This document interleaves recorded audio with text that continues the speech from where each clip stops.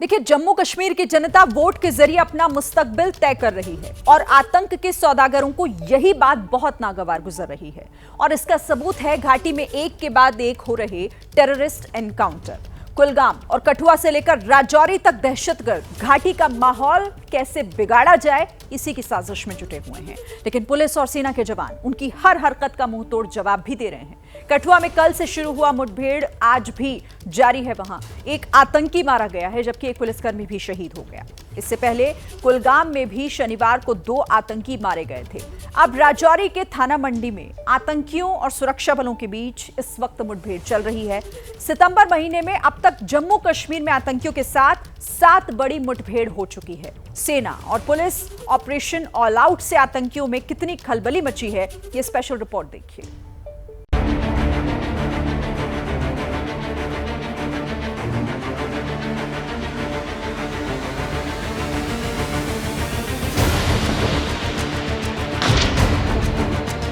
घाटी में दहशतगर्दों से घमासान, 2 दिन से जारी भीषण संग्राम। कठुआ में घेराबंदी के बाद मुठभेड़, एक जवान शहीद, एक आतंकी ढेर। पुलिस और सेना का जॉइंट ऑपरेशन, खौफ के सौदागरों की बढ़ी टेंशन। जम्मू कश्मीर में आखिरी चरण के मतदान से पहले आतंकियों और सुरक्षा बलों के बीच भीषण संग्राम छिड़ा है और उसकी गवाही दे रही हैं ये तस्वीरें। ड्रोन से ली गई ये तस्वीर देखिए। घने जंगल के बीच घर की छत पर बेसुध पड़ा ये आतंकी, जिसे मुठभेड़ में सुरक्षा बलों ने मार गिराया। इस ऑपरेशन के दौरान जम्मू कश्मीर पुलिस के एक हेड कांस्टेबल भी शहीद हो गए, जबकि एक डीएसपी और एक सब इंस्पेक्टर गोली लगने से जख्मी हो गए।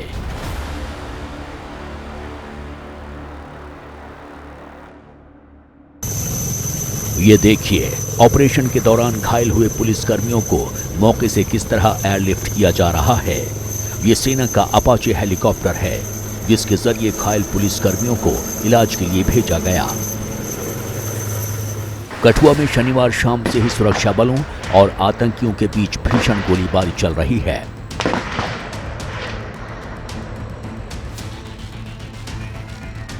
बिलावर तहसील के कोक मंडली गांव में मुठभेड़, 3 से 4 आतंकियों के छिपे होने की खबर थी। सर्च ऑपरेशन के दौरान शुरू हुई गोलीबारी, मुठभेड़ में मारा गया एक आतंकी, हेड कांस्टेबल बशीर अहमद हुए शहीद। एनकाउंटर में जम्मू कश्मीर पुलिस के स्पेशल ऑपरेशंस ग्रुप के एक डीएसपी को बाजू में गोली लगी और एक सब इंस्पेक्टर भी घायल हो गए। दोनों की स्थिति फिलहाल खतरे से बाहर बताई जा रही है। देर रात सुरक्षा बलों को एक इत्तला मिली थी रिगार्डिंग मूवमेंट ऑफ टेररिस्ट जो अड़ीगाम कुलगाम देवसर एरिया में है।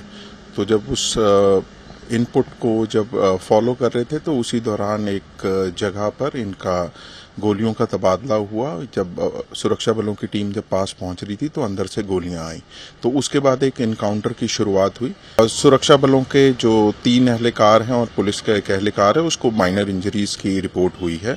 अभी वो स्टेबल हैं, बट ऑपरेशन अभी रवां है और इसको अभी कंक्लूड होने में थोड़ा समय लगेगा।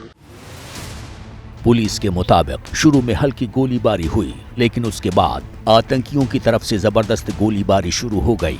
जवाब में सुरक्षा बलों ने फायरिंग शुरू कर दी। गोलियों की इस तड़तड़ाहट से समझिए लड़ाई कितनी भीषण है। इसके बाद पुलिस और सेना के जवानों ने पूरे इलाके की घेराबंदी कर संयुक्त कार्रवाई शुरू की। आसपास की सिक्योरिटी यूनिट से अतिरिक्त जवानों को इस ऑपरेशन में शामिल किया गया। इससे पहले शनिवार को कुलगाम में भी सुरक्षा बलों और आतंकियों के बीच मुठभेड़ हुई थी। देवसर के आदिगाम गांव में करीब 12 घंटे तक चले ऑपरेशन में 2 आतंकी ढेर कर दिए। एनकाउंटर के दौरान एएसपी समेत 5 सुरक्षाकर्मी घायल हो गए थे। अडीगाम गांव जो कि दिवसर कुलगाम में वाक़ा है, वहाँ पे जो है वो एक एनकाउंटर जो है वो हुआ, जिसमें जो है 2 दहशतगर्द जो है वो हलाक हुए। सर्च के दौरान जो है वो जो वहाँ पे छुपे हुए जो है वो टेररिस्ट थे, उन्होंने जो है वो सिक्योरिटी फोर्सेस पे जो है वो फायरिंग की और उसके बाद जो है वो एनकाउंटर स्टार्ट हुआ। जो हमें रिकवरी मिली है उसमें 2 AK-47 राइफल्स, 5 मैगजीन्स, पिस्टल और कुछ और जो है वो असलहा जो है गोला बारूद वहाँ से जो है वो बरामद हुआ। जम्मू कश्मीर में जब से विधानसभा चुनाव शुरू हुए हैं तभी से आतंकियों में बौखलाहट पड़ गई है। बॉर्डर पार बैठे आकाओं की शह पर वो घाटी में माहौल खराब करने की कोशिश में जुटे हैं।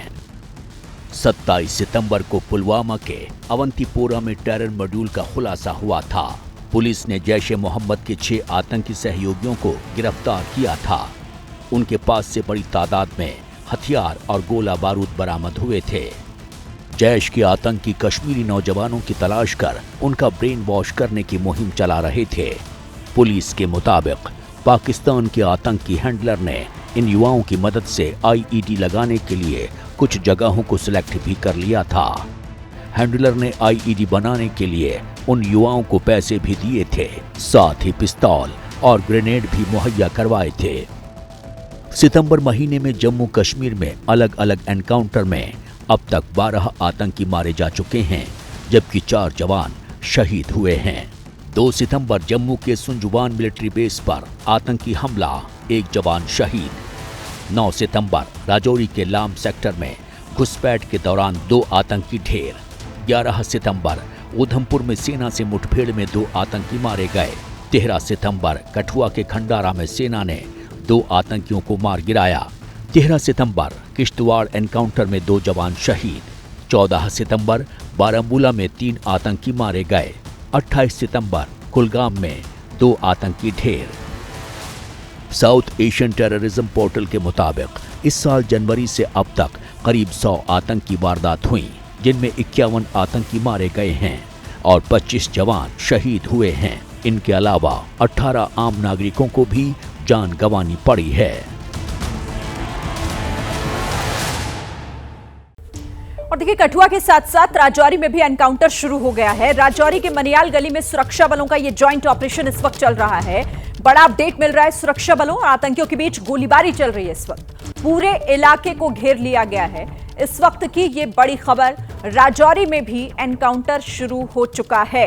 मनियाल गली बताई जा रही है इलाका, जहां पर सुरक्षा बलों का ये जॉइंट ऑपरेशन इस वक्त जारी है और गोलीबारी की खबर है। सुरक्षा बलों और आतंकियों दोनों ही तरफ से गोलीबारी हो रही है।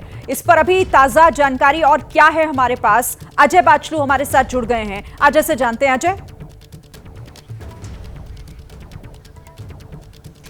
देखिए, सुरक्षा बलों को, जिसमें हालांकि राजौरी में दूसरे चरण में चुनाव हो गए थे, लेकिन सतर्कता की अगर बात करें शिरीन, सतर्कता कम नहीं हुई है। और इसी सतर्कता का सबूत है कि आज सुरक्षा बलों को, जिसमें सेना और पुलिस, उनको एक गुप्त सूचना मिली थी कि मनियाल गली में, जो कि थाना मंडी इलाका पड़ता है राजौरी जिले का, वहां पर कुछ आतंकी छिपे हुए हैं। जिसके बाद वहां पर सर्च ऑपरेशन जो है चलाया गया और जैसे ही उस स्पॉट पर सुरक्षा बल पहुंचे जहां आतंकियों के छिपे होने की सूचना मिली थी, आतंकियों ने सुरक्षा बलों पर फायरिंग की, जिसकी रिटेलिएशन, जवाबी कार्रवाई भी सुरक्षा बलों ने की और वहां कुछ देर दोनों तरफ से गोलीबारी होती रही। क्योंकि रात का समय है शिरीन, और ऐसे में एहतियातन सुरक्षा बल रात को ऑपरेशन ज्यादा नहीं चलाते हैं, क्योंकि डैमेज का खतरा रहता है, नुकसान का खतरा रहता है। तो एहतियातन सुरक्षा बलों ने मनियाल गली के पूरे इलाके को, जहां पर आतंकियों की प्रेजेंस की खबर मिली थी, उस पूरे इलाके को घेरे में ले लिया है। नजर बनाई जा रही है, नजर रखी जा रही है, ड्रोन की मदद ली जा रही है, ताकि जो आतंकी जो छिपे हुए हैं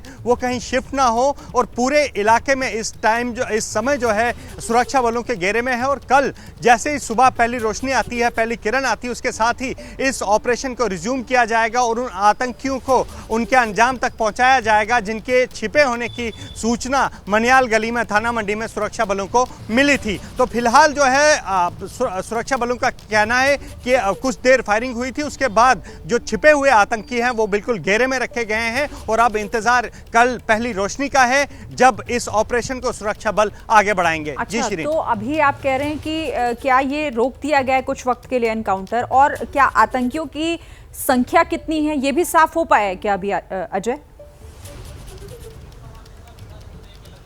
देखिए शिरीन, 2 से 3 आतंकी बताए जा रहे हैं। जो सुरक्षा बलों को इनपुट मिला था कि 2 से 3 आतंकी वहां छिपे हैं। बता दूं शिरीन, ये जो राजौरी और पुंछ का इलाका है, वहां पर ऐसी दर्जनों गलियां हैं, जैसे मनियाल गली, डेरा की गली, बिम्बर गली, ऐसी बहुत सारी गलियां हैं जो फिलहाल आतंकियों के लिए पनाहगाह बनी हुई है। और वहां पर ऑपरेशन करना शिरीन आसान नहीं है, वहां पर ऑपरेशन करना मुश्किल है, क्योंकि जो जंगल है, इस समय बरसात का मौसम है, वहां वेजिटेशन काफ़ी है। वहां पर छिपने के लिए न केवल पेड़, बड़े बड़े पत्थर, नाले हैं, बल्कि नेचुरल कुछ केव्स भी हैं जहां पर आतंकी छिप सकते हैं। तो ऐसे में हमने देखा कि पिछले 2-3 साल से लगातार सुरक्षा बल जो हैं वो राजौरी और पुंछ के इलाकों में ऑपरेशन कर रहे हैं, और बहुत कम ऑपरेशंस अपने अंजाम तक पहुंच पाते हैं। क्यों? क्योंकि जो जंगल हैं, जो गलियां हैं, ये एक बड़ी चुनौती है और इसी का फायदा आतंकी उठाते हैं, छिपने के लिए वहीं छिपते हैं, जिसकी वजह से ये ऑपरेशन काफी चुनौतीपूर्ण हो जाता है।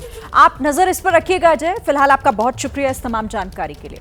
आगे बढ़ते हुए बात अब हरियाणा के चुनावी अखाड़े की कर लेते हैं, क्योंकि 5 अक्टूबर को हरियाणा में मतदान होगा, यानी अब सिर्फ प्रचार के लिए 4 दिनों का वक्त बाकी रह गया है। ऐसे में कांग्रेस हो या फिर बीजेपी, दोनों ही दलों की प्रचार पथ पर रफ्तार बढ़ी हुई है और आरोपों की शक्ल पर एक दूसरे पर आरोपों की बौछार भी।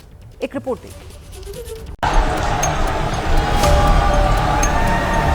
अरे हरियाणा वालों, कांग्रेस की सरकार 10 साल रही, गेहूं और धान के अलावे एक भी फसल खरीदते थी क्या कांग्रेस? जरा जोर से बोलो तो भाई, खरीदती थी? हरियाणा में जब कांग्रेस की सरकार थी तो जमीनों के घोटाले होते थे कि नहीं होते थे? आम आदमी पार्टी को वोट दोगे, सबसे पहले आपकी 24 घंटे बिजली कर दूंगा, बिजली फ्री कर दूंगा। जय श्री राम। हरियाणा के चुनावी कुरुक्षेत्र में दिग्गजों का दंगल शबाब पर पहुंच चुका है।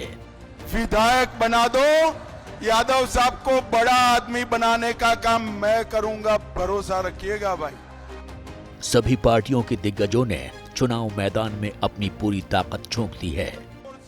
केंद्रीय गृह मंत्री अमित शाह ने हरियाणा के रण क्षेत्र से कांग्रेस और राहुल गांधी पर जोरदार हमला करते हुए कहा कि 10 साल पहले हरियाणा में खर्ची और पर्ची के बगैर नौकरी नहीं मिलती थी, सिर्फ एक जाति का विकास होता था। लेकिन बीजेपी की सरकार ने 2 लाख नौजवानों को नौकरी दी और 36 बिरादरी का काम किया। 5 लाख युवाओं को बिना खर्ची, बिना पर्ची नौकरी देने का काम होगा। अमित शाह यही नहीं रुके, उन्होंने कांग्रेस पर पिछड़े समाज से अन्याय करने का आरोप लगाते हुए पंडित नेहरू से लेकर इंदिरा गांधी तक को कटघरे में खड़ा कर दिया। काका साहेब कालेरकर कमीशन का रिपोर्ट कभी प्रकाशित नहीं हुआ, पिछड़ों का रिजर्वेशन कांग्रेस ने दबाया। मंडल कमीशन का रिपोर्ट इंदिरा गांधी ने दबाया। राहुल गांधी को चुनौती देते हुए अमित शाह ने 1 रैंक 1 पेंशन का मुद्दा उठाया और राम मंदिर के मुद्दे पर भी जमकर निशाना साधा। और राहुल बाबा, आपको जो करना है वो कर दो, भाजपा का एक भी सांसद संसद में है तब तक आप आरक्षण को हाथ नहीं लगा सकते। अमित शाह ने गुरुग्राम से करनाल तक ताबड़तोड़ रैली कर कांग्रेस को घेरा, तो रोहतक पहुंचे जेपी नड्डा ने कलानौर में कांग्रेस पर तीखा हमला करते हुए जल, जमीन और आसमान तीनों लोकों में भ्रष्टाचार करने का आरोप लगाया। नड्डा ने कांग्रेस को कुशासन, करप्शन और अपराधीकरण का प्रतीक बता दिया। हरियाणा में जब कांग्रेस की सरकार थी तो जमीनों के घोटाले होते थे कि नहीं होते थे? जरा जोर से बोलो, होते थे कि नहीं होते थे? बड़े बड़े धन्ना सेठ गरीब किसान की भूमि को हड़पते थे कि नहीं हड़पते थे? बीजेपी के तमाम बड़े दिग्गज हरियाणा में थे और सबने एक सुर में कांग्रेस पर जमकर प्रहार किए। पंचकुला पहुंचे असम के मुख्यमंत्री हेमंत बिस्वा शर्मा ने राहुल गांधी पर बंटवारे वाला वार किया और हुड्डा परिवार पर भी जमकर निशाना साधा। कि दिल्ली में प्रयास किया था माँ बेटा का सरकार बने, नहीं हुआ। यहाँ में प्रयास है बाप बेटा का सरकार बनाना, मेरा लगता है वो भी नहीं हुआ। हरियाणा के सीएम नायब सिंह सैनी भी कांग्रेस पर हमलावर रहे। कुरुक्षेत्र की रैली में सैनी ने कांग्रेस और हुड्डा परिवार पर वार करते हुए कहा कि कांग्रेस के पाप का पर्दाफाश 5 अक्टूबर को होगा। लोगों को विश्वास दिलाते हैं कि आप लोगों के सम्मान में कभी कमी नहीं आने देंगे, आप लोगों के सम्मान को बढ़ाने देंगे। बीजेपी के वार पर कांग्रेस की ओर से भी जमकर पलटवार हुए।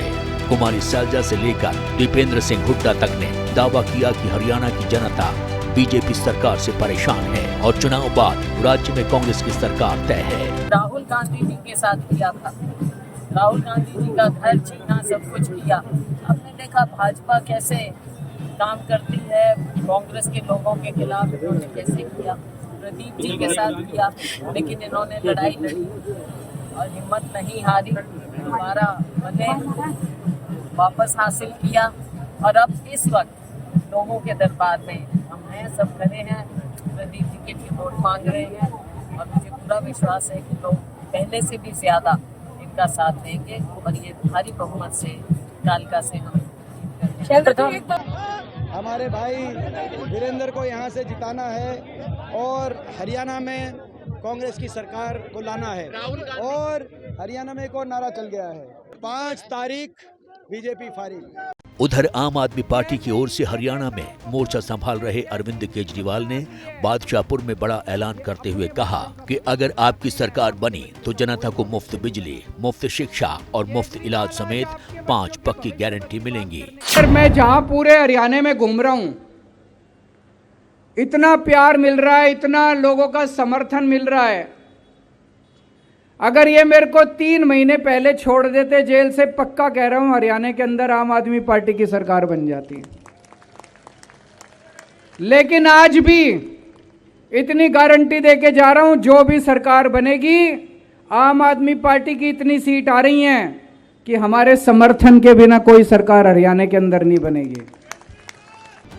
हालांकि प्रचार युद्ध के बीच सभी पार्टियों में बागी प्रत्याशियों का सरदर्द भी बढ़ता जा रहा है। बीजेपी ने हरियाणा में पार्टी से बगावत कर निर्दलीय चुनाव लड़ रहे 8 बीजेपी नेताओं को 6 साल के लिए पार्टी से बाहर का रास्ता दिखा दिया, जबकि आम आदमी पार्टी को बड़ा झटका देते हुए फरीदाबाद सीट से प्रत्याशी प्रवेश मेहता शनिवार को ही बीजेपी में शामिल हो गए थे।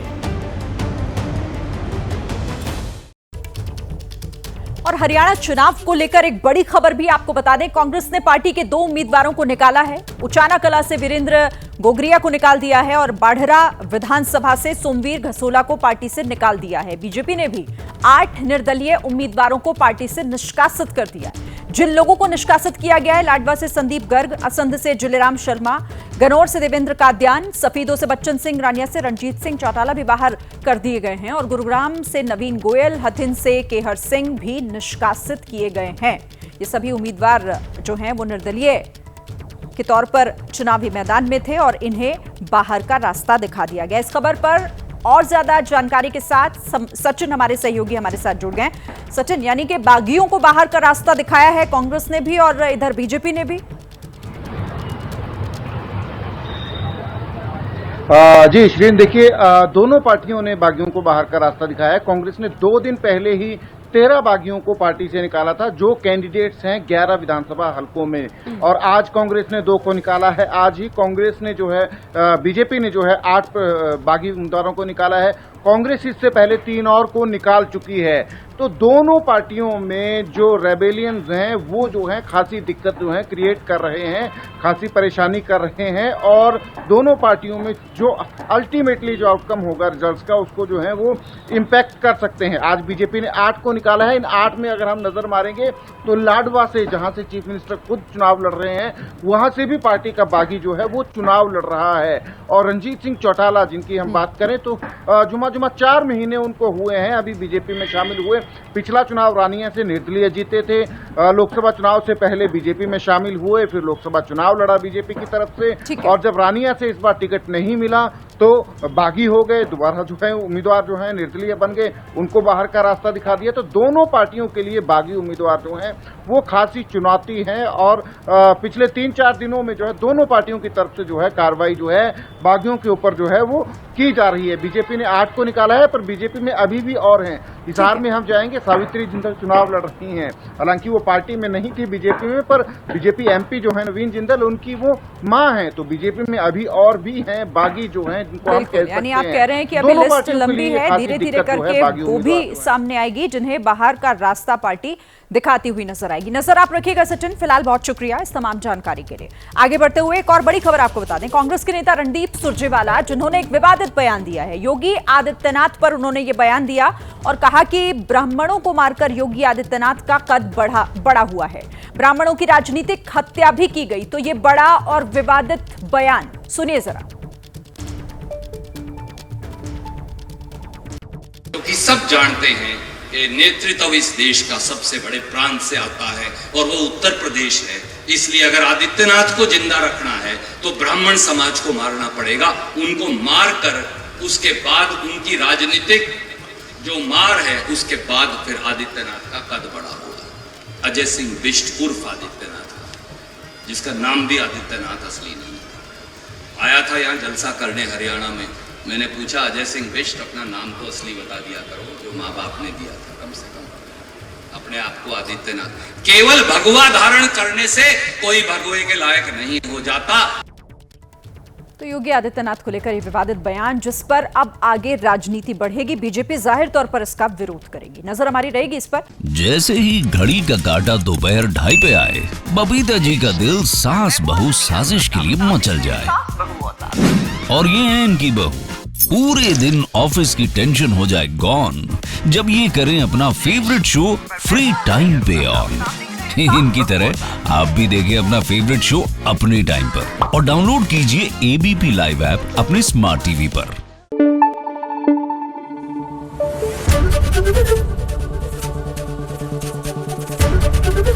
एबीपी न्यूज आपको रखे आगे।